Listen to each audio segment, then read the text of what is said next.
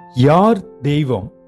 ஒரு இளைஞர் கடையடைக்கக்கூடிய நேரத்தில் வேக வேகமாக கடைக்குள் சென்று அம்மாவுக்கு ஒரு ஜோடி செருப்பு வேண்டும் என்று கேட்க கடைக்காரர் செருப்பின் அளவு என்ன என்று கேட்கிறார்.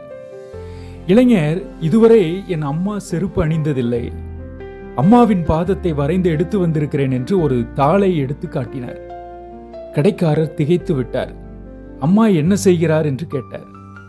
வீடுகளில் பாத்திரம் கழுவி, வீடுகளை துடைத்து, துணிகளை துவைத்து, இப்படியான வேலையை செய்துதான் என்னை வளர்த்தார்கள், படிக்க வைத்தார்கள்.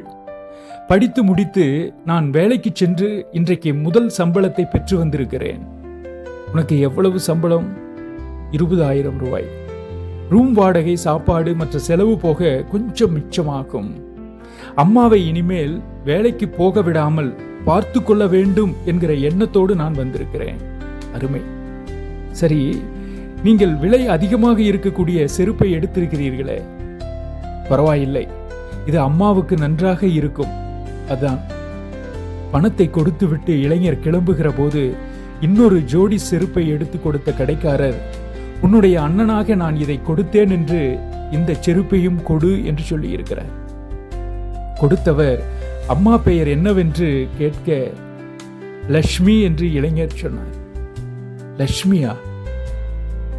உன் அம்மா பாதத்தை வரைந்த ஒரு தாளை நீ எடுத்து வந்திருந்தாயே, அந்த தாளை கொடு என்று வாங்கியவர் கண்களிலே அப்படியே ஒற்றிக்கொண்டார்.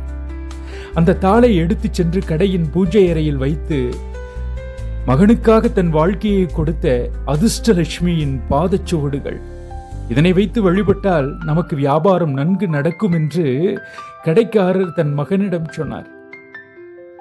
வறுமை இருந்தாலும் அதை காட்டிக்கொள்ளாமல் உழைத்து, தன்னையே தேய்த்து, குழந்தைகளை வளர்த்து ஆளாக்கி, இந்த சமுதாயத்தில் ஒரு உயர்ந்த இடத்தில் நிறுத்தி அழகு பார்க்கிற தெய்வங்கள் லட்சுமி அல்லாமல் வேறு யார் லட்சுமியாக இருக்க முடியும்?